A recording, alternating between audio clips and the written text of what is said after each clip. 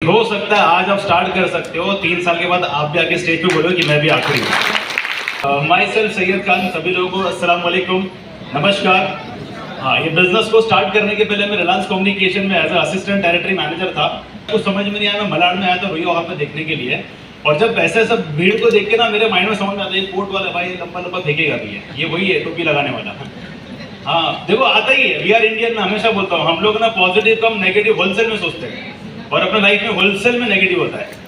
इसलिए ही होता है क्योंकि हम लोग नेगेटिव ज्यादा सोचते हैं। मैं क्यों बोल रहा पता है कि जो पहली बार आता है ना उसके दिमाग में ये चलता है, लेकिन वो ये नहीं सोचता है कि अब तक जो एडजस्ट की जिंदगी थी सारा ऐसा वैसा है, लेकिन एक मौका मिला है, वो करे ना करे लेकिन अपन करके फाड़ देंगे, और अपन भी 3 साल के बाद आके बोले कि मैंने भी धंधे से पैसा कमाया। तो इतना पॉजिटिव सोचते नहीं। मैं जब देखा मेरे पास 2 ही ऑप्शन था, हाँ तो हाँ बोले तो ना बोलो, तीसरा कोई नहीं था। मैं बोलता ना बोल के कितना पैसा बचाएंगे, 10,000। 2 दिन के बाद अगर मोबाइल गटर में गिरा ना, तीसरे दिन फिर 10,000 का आ जाएगा। लेकिन ये धंधा करने के लिए बोला ना तो 2 सबसे बड़ा रीजन देते। पहला, मेरे पास टाइम नहीं है, जो मैं भी बोला था, क्योंकि मैं मंडे टू सैटरडे जॉब करता था, संडे एक दिन छुट्टी होती थी। तो मेरे को एक लीडर ने एक बात बोला था, बोला सही है मंडे टू सैटरडे ना तू तेरे जरूरत के लिए काम करता है, एक ही दिन तेरे छुट्टी मिलती है ना, ये एंजॉय करने के लिए नहीं मिलता। क्योंकि मैं बोला सर एक ही दिन तो मिलता है, उसने आप बोलते कि काम करके जिंदगी बना लो। बोला बेटा 6 दिन तू करता है तेरे जरूरत के लिए, एक दिन मिलता है तेरे सपनों के लिए, वो सपने को पूरा कर, उसके बाद जो करना वो कर। ये बात मुझे उस दिन बोला गया था। मैंने जब बोला टाइम नहीं तो मेरे को इस तरीके से समझा दिया उन्होंने। और दूसरा था, उन्होंने मेरे को बोला, मैंने बोला कि सर पैसा नहीं है, तो उसने बोला ठीक है कब आएगा, मेरा मालूम नहीं है। क्योंकि देखो मुझे करना था, करने के लिए मेरे पास 2 वजह थी। सबसे पहला रीजन ये, मैं नौकरी नहीं करना चाहता था।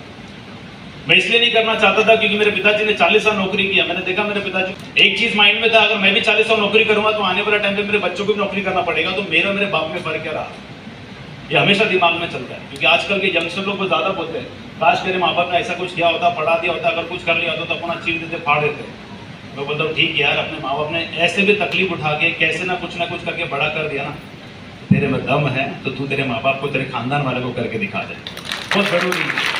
और दूसरा रीजन था फैमिली सिक्योरिटी। पिताजी के डेथ के बाद घर की जिम्मेदारी मुझ पर आ गई, क्योंकि मैं घर का बड़ा था। मेरी तो बहन, तो भाई, मेरी माँ थी। मेरे जब पिताजी का डेथ हुआ ना तो ये रिश्तेदार बहुत स्मार्ट, बहुत हार्ड होते हैं, इनको ज्ञान देने बोलो होलसेल में देंगे, पैसा मांगो तो मुंह टेढ़ा जाता है लोग। बॉडी को लेके जा रहे थे ना तो सब रिश्तेदार लोग समझा रहे थे, बेटा तू मत रो, तू घर का बड़ा है, तू अगर रोएगा तो कैसा होगा, तू मत रो, हम लोग हैं तेरे साथ में, तू कोई भी टेंशन मत, चिंता मत कर, हम तेरे साथ में हैं। तो वो टाइम पे ऐसा फील हुआ कि यार एक गया, बहुत सारे लोग सपोर्ट करने के लिए, लेकिन आप बिलीव नहीं करोगे रिश्तेदार पता वापस से कम मिलते हैं, या तो किसी और रिश्तेदार की मैयत में, तो किसी और की शादी में, बीच में कोई भी आइटम आपको पूछने नहीं आएगा। और वो टाइम पे मैं जब जॉब पे आ रहा था, दिमाग में आता था सही था, तू जिंदा है तो तेरे घर वालों को कोई नहीं पूछ रहा, कल को कुछ हो गया तो इनका क्या होगा।